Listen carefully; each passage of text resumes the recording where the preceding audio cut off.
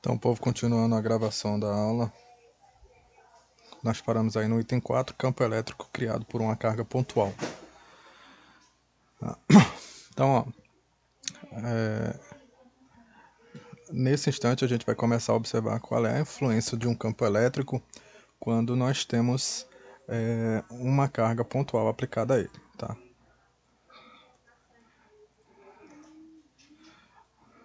Então, basicamente, quando nós temos um campo elétrico, a gente já viu no vídeo passado, que existe como se fosse uma influência que ele tem a uma determinada distância, tá? Como se fosse uma órbita, alguma coisa assim, tá? Todos os pontos que estão nessa mesma distância, por exemplo, um ponto que esteja aqui, né, no terceiro raio aqui do meu desenho, e um ponto que esteja aqui, eles têm uma distância igual, tá? E portanto eles têm lá uma influência igual do campo elétrico sobre ela, tá? Então, outra observação que nós temos é que a carga da carga aí geradora do campo elétrico, ela tem influência no sentido da força exercida sobre a partícula, tá? E aí ela funciona da seguinte forma: quando nós temos uma carga pontual, se essa carga é positiva, nós temos, digamos, a expulsão, né? Ele está jogando a carga, afastando a carga, tá? Enquanto a partícula, no caso. Enquanto que se for negativo, nós temos ela puxando a carga para ela, tá? Ok? Que mais que nós temos? Nós vimos que quando nós vamos definir a direção de um campo, né, gerado aí, né, campo elétrico gerado sobre uma carga, né, que gera uma força, se essa carga aqui ela for positiva, eu vou ter lá a força num sentido, né, digamos que aqui seja positivo também, então esse seria o sentido da força sobre a carga e coincidiria com a direção, o sentido do meu vetor campo elétrico, tá? Se essa carga aqui for negativa, né, se a carga fosse negativa, aí nós teríamos, né, a força aqui positiva, então nós teríamos uma atração, tá? Ficaria assim, e o campo elétrico estaria no sentido contrário à carga negativa, tá? Então aqui seria o sentido e aqui seria a força, ok? Então esses foram o que a gente viu até agora na primeira parte da discussão, tá? Nós ainda estamos trabalhando com a força de interação entre a força elétrica de interação entre as cargas, tá?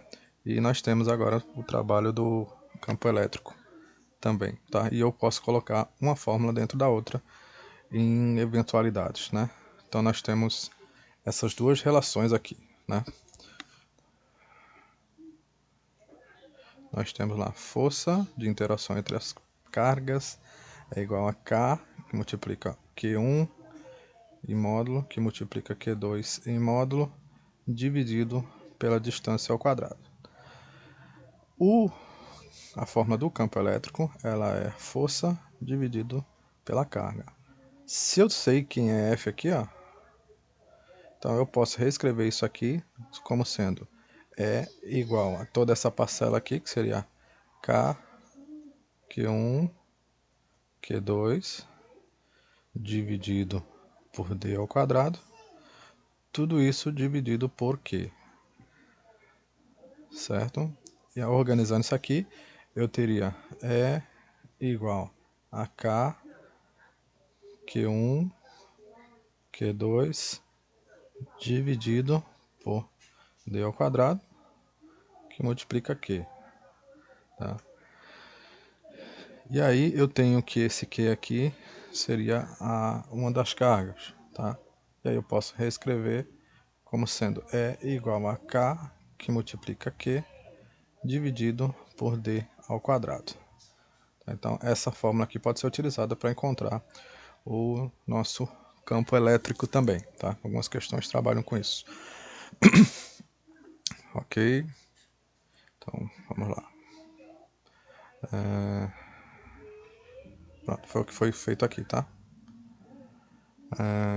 A intensidade do campo elétrico E, a certa distância D da carga elétrica pontual Q, geradora do campo, pode ser obtida pela expressão E igual à constante eletrostática do vácuo, ou em qualquer outro ambiente, né, se for o caso, vezes a carga, dividido pela distância ao quadrado. Aqui algumas informações importantes, tá? Que eu acabei não grifando, mas são importantes. Fixando, e para a teoria, né, para responder algumas questões. Fixando a distância D, a intensidade do campo elétrico E é diretamente proporcional ao valor da carga elétrica Q, geradora do campo. Tá? Então, se eu tenho a mesma distância, o que vai influir diretamente no E vai ser o valor de Q.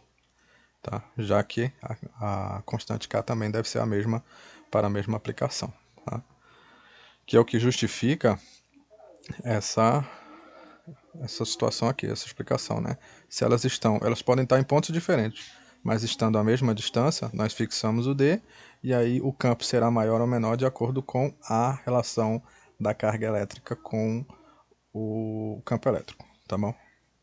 Fixando o valor da carga elétrica Q, geradora do campo, a intensidade do campo elétrico E é inversamente proporcional ao quadrado da distância, né? Que é a formulazinha que a gente vê. A intensidade do campo elétrico só depende do valor da carga elétrica geradora, tá? Do Qzão aqui, né? E da distância do ponto dessa carga. Portanto, é independente da carga de prova que sofre a ação do campo, tá? Em outras palavras, o campo elétrico ele não depende das cargas que são colocadas, né? Então eu tenho lá um gerador do campo elétrico, seja uma carga, né? Pode ser uma carga, e aí eu posso ter diversas cargas aqui espalhadas, mas o campo elétrico gerado é o mesmo, tá? Porque ela não depende dessas cargas, ok? Então, se eu coloco essa carga ou se eu tiro essa carga, o campo elétrico naquele ponto é o mesmo. Em regiões onde tem várias cargas pontuais, precisamos levar em conta as características vetoriais do campo elétrico para determinar a sua resultante. Então, quando eu tiver cargas em pontos diferentes, aí em x, y, z, eu preciso ver qual é a distância até essas cargas e tratar aí como um sistema cartesiano, tá? A força é x, a força é y, a força é z, de acordo com como for, tá? E aí eu faço a soma vetorial delas para poder ter uma resultante, ok? Aqui, mais um trechozinho da parte teórica. Você já deve ter escutado por aí, por exemplo, que quando se tem uma tempestade, o lugar mais seguro para você estar, né, se protegendo dos raios, das cargas, seria dentro do carro, né? Por quê? Porque quando a gente tem a organização eletrônica aí do elemento, quando existe uma sobrecarga, né, seja aí uma quantidade de elétrons excedente ou uma quantidade de elétrons faltante, nós vamos ter a organização dessas cargas excedentes ou faltantes na superfície, tá? Então, a parte teórica que daria o choque seria na superfície. Como a gente está dentro do carro, aqui nós temos o trecho em equilíbrio, tá?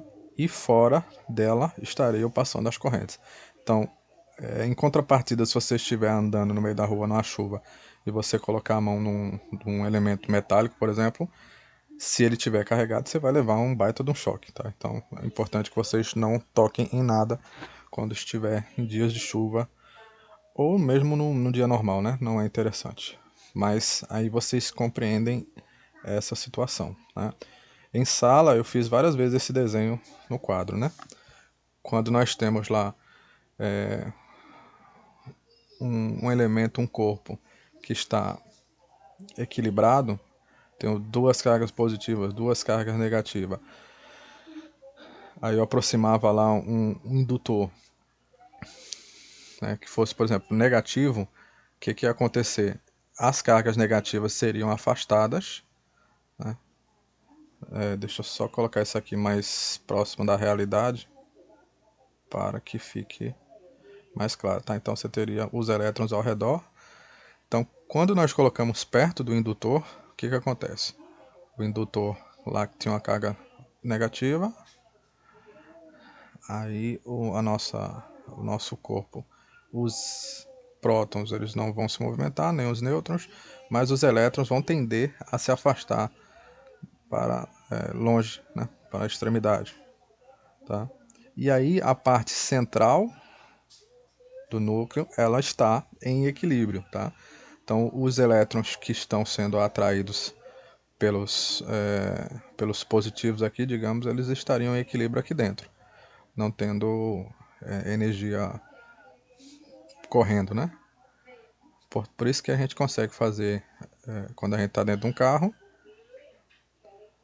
né, que existe lá as descargas elétricas e tal, os elétrons se acumulam na superfície e aqui dentro nós temos elétrons também, mas eles estão equilibrados, tá? E aqueles que não se equilibram estão para o lado de fora, ok? Então aqui dentro do carro você estaria mais seguro, tá bom? E aí isso é o fenômeno que a gente conhece como gaiola de Faraday, tá? E o fenômeno é chamado também de blindagem eletrostática, ok? Então esse segundo trecho aqui da, da aula, do capítulo, ele é curtinho. Vou fazer um exemplo aqui com vocês para que possam visualizar estes conceitos na prática, tá?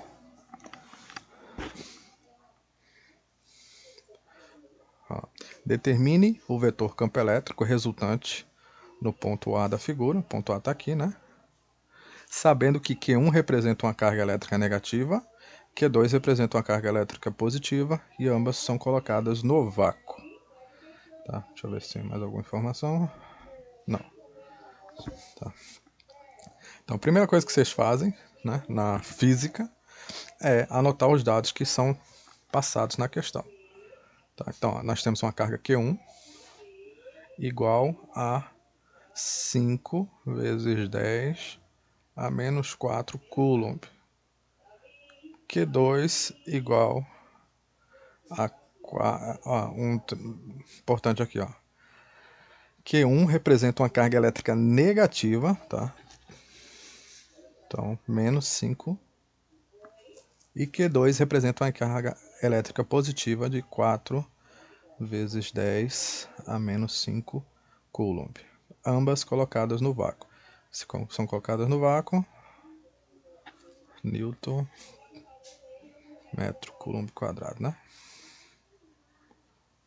Ok? A carga Q1 está do ponto a uma distância 1 igual 0,2 metros, já convertendo, né? E a distância 2 é igual 0,1 metro. As fórmulas que nós temos que relacionar aqui é F igual a K, Q dividido por D ao quadrado. E campo elétrico igual a força sobre a carga.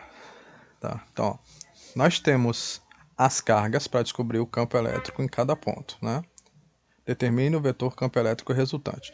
Um vetor campo elétrico resultante é igual a cada um dos campos elétricos somados. Né? Determine o vetor campo elétrico resultante no ponto A da figura, sabendo que Q1, tarana, pronto, todas as informações colocadas aqui. Então, para eu encontrar o valor do vetor resultante, eu preciso fazer o somatório dos vetores do campo elétrico 1 e 2.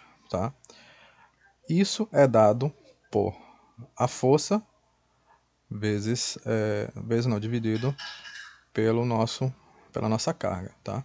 Então, fazendo aquele esqueminha lá, né? Eu também posso desenvolver, cadê? Que E igual a K, né? Q corta com Q, Q sobre D ao quadrado, né? Pelo que eu desenvolvi aqui em cima com vocês. Cadê? Aqui. Por esse desenvolvimento aqui, nós chegamos que o campo elétrico é igual a K, Q, D ao quadrado. Tá? Para não precisar fazer de novo. K, Q, D ao quadrado. Então, aqui eu vou fazer o campo elétrico 1, onde eu vou encontrar 9 vezes 10 a nona, vezes a carga Q1, que é 5, é um módulo, tá? Menos 5,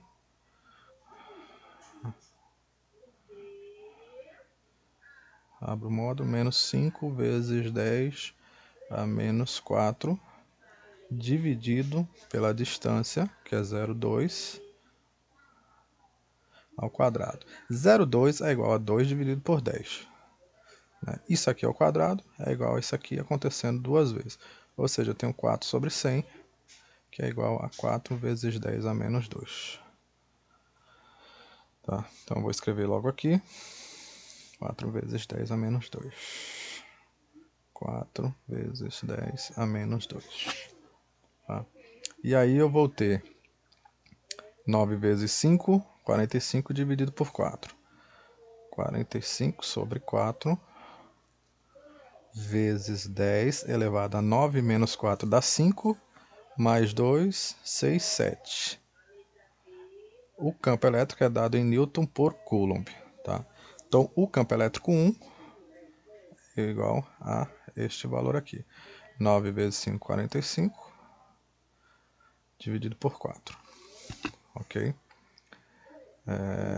E aí, o campo elétrico 2 vai ser igual ao K, que é o mesmo. 9 vezes 10 a nona, vezes a carga elétrica 2, que é 4 vezes 10 a menos 5, dividido pela distância 2, que é 0,1, né? Vai ser 1 vezes 10 ao quadrado, a menos 2, aliás, né? 1 sobre 10, que é 0,1, vezes 1 sobre 10, igual a 1 sobre 100, que é igual a 1 vezes 10 a menos 2. Ok? Apaga aqui também.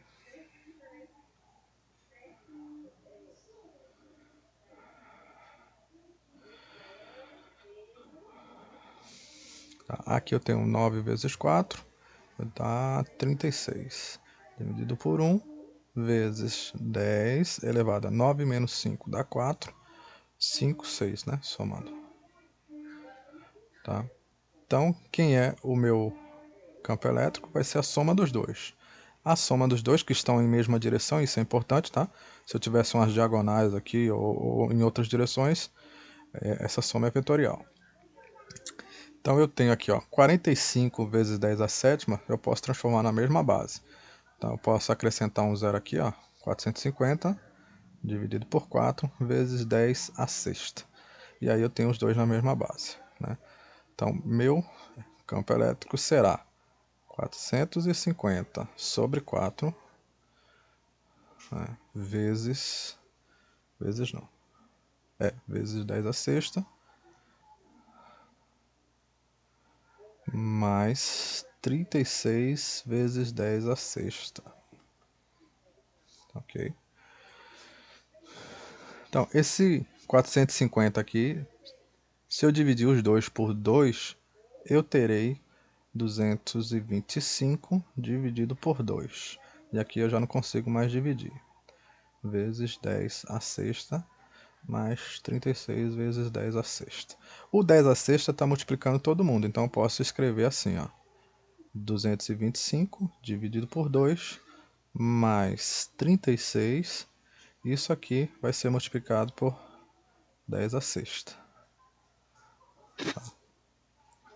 Então, resolvendo aqui a soma das frações, a gente repete a base. Aí eu divido pela de baixo, 2 dividido por 2 dá 1, vezes 225, então 225, mais 2 dividido por 1 dá 2, vezes 36 dá 72. Isso aqui vezes 10 a sexta, tá? E aí é o nosso campo elétrico, né? Só para manter aqui. Aqui eu posso somar os dois e eu teria 2 mais 5 dá 7. 2 mais 7 dá 9. 2 mais 0 dá 2. 297 sobre 2 vezes 10 a sexta Newton Coulomb, tá? Essa seria aqui a nossa resposta, né? Que se eu fosse colocar isso aqui na forma decimal, dividindo isso aqui, eu vou ter que seria igual a 186,5 vezes 10 a sexta Newton Coulomb. 186, não, 186 não, 186 dá 300 e tantos. Cadê?